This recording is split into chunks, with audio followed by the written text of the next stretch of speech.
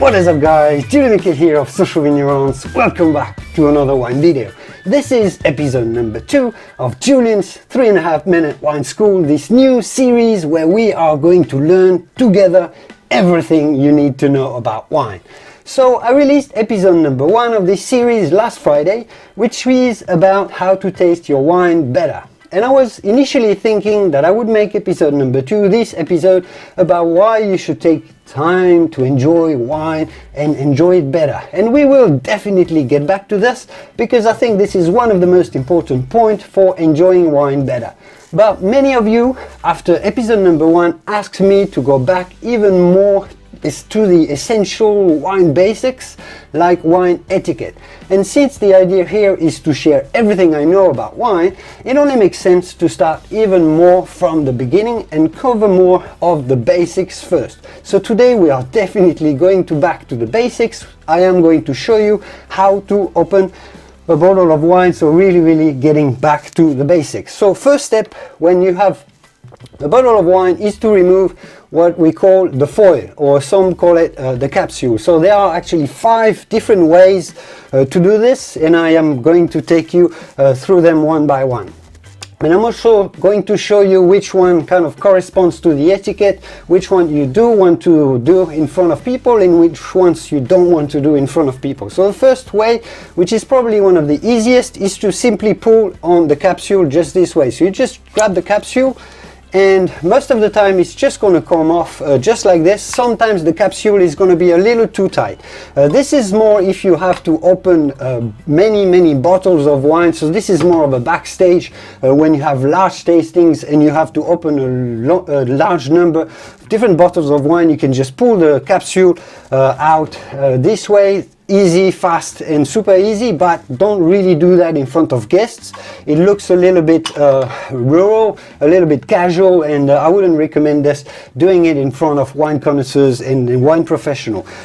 Way number 2 to unfoil and remove the foil from a bottle of wine is to use what is called a foil cutter. So I've got one here that is attached to a corkscrew, but you can find some that come by themselves, and this is just to cut the upper part of the foil. So you just apply your foil cutter, put it around the top of the bottle just like this. This accessory has 4 different blades that are just going to come around the top of the bottle, and from there you just cut the top, and this is what it normally looks like. This is a very handy tool. If you find a corkscrew that's got one on it already, this is a very good, so you don't have to have 2 accessories, and you can see how clean and nice and clean the foil gets cut with this accessory in just 2 seconds. So definitely an excellent way. Definitely do that. This is part of the wine etiquette. You can do that in front of people. Way number 3 to remove the capsule off a bottle of wine, or the foil I should say, is to use a knife. So some corkscrews come with a knife, but you could use a normal kitchen knife to do this. Third way, and some people do that, is just to cut through the whole foil just like this. I'm not very used to doing this. I don't do this very often, but this is kind of, you just cut through the foil and then you can just remove it just like this. This is okay, this is kind of acceptable, but not really in the wine etiquette. Again, don't do this in front of people that really enjoy, or if you're opening a fancy expensive bottle of wine. I guess the good thing if you do this is that you can actually see your cork, and you can see whether the cork is damaged. Especially with red wine, you are going to be able to see whether the wine has gone up, and you are going to be able to see if your cork is damaged and starting to crumble or not. So this has this advantage, but it's again more of a backstage way to do it. The fourth way to cut the foil is to use the knife, and this is going to be more of the sommelier way, more of the normal way, the way most people do it. So you have the choice, and there's a bit of a debate on whether to cut it on the first edge on top of the bottle or use the second edge. If you're really good, you may want to target the middle, but then it's hard to cut it really cleanly and straight around. So you want to use one of these 2 edges. First way is to use the first edge on the very top. Normally, if you want to do it properly, you want to do only 2 cuts. One cut this way, and then a second cut that way, and from there your capsule should just come off. The 5th way is to use the bottom and the second edge. So I'm going to be using the second edge here. You just go around the edge, down here the bottom, and then pull your capsule all the way off.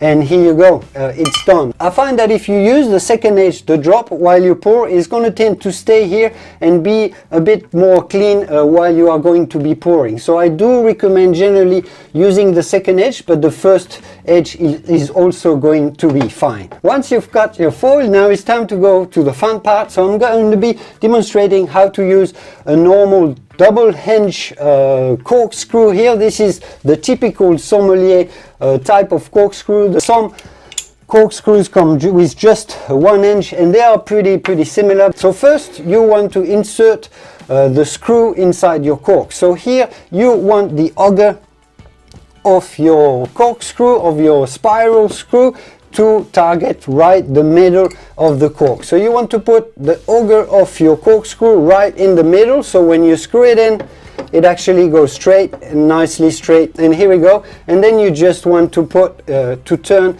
and spin your spiral. If you want to go a little bit fancy, you can just go like this. Here you go. You don't want to go too deep, but you do want to go at the end of the spiral. If you go too deep, you are not going to be able to use the hinge here, and this is going to be particularly true if you use a corkscrew of this type. Then you just put your first hinge here, and you gently start pulling your cork out this way, and then you move your second hinge one way up, and you just remove your cork here. Now, an important part when you're opening a bottle, the real sommeliers are going to try to make as little noise, as little a pop as possible, because it's a little bit more classy. So if you do want to follow straightly to the rule, the wine etiquette, and you want to sort of look a little bit fancy, you don't want to make any pop to your bottle of wine. Otherwise, just pull your cork all the way out, and that's going to make an even greater, louder pop, which is what you want to do if you're more on a casual type of meal, type of dinner. But if you want to do it the real sommelier way, you just want to pull it as slowly as possible so it doesn't pop in any sort of way. And here you got it. Your bottle of wine is now open, and you can just enjoy it. And this is just simply how to open a bottle of wine. If you don't have one of those, but you have this type of corkscrew, which is called an ASO wine opener, or a double or two-pronged wine opener. I made a video on how to open one bottle of wine with one of these. This is particularly appropriate for opening bottles of wines that have had a cork that is starting to be eaten by the wine. So this is more for old bottles of wine. So I will link to this video at the end. If you don't have a corkscrew at all, and we've all been there, I did make a video about how to open a bottle of wine with a shoe, just a shoe, no corkscrew at all. And this is more of a fun, relaxed video, but I'll also link to this video at the end.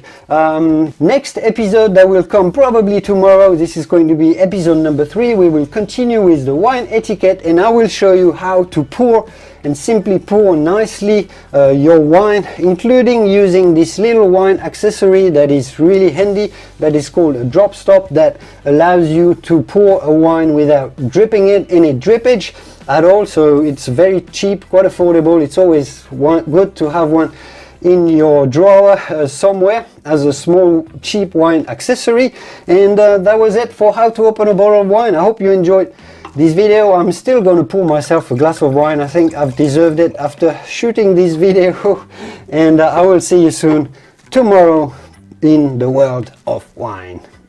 Cheers. Santé.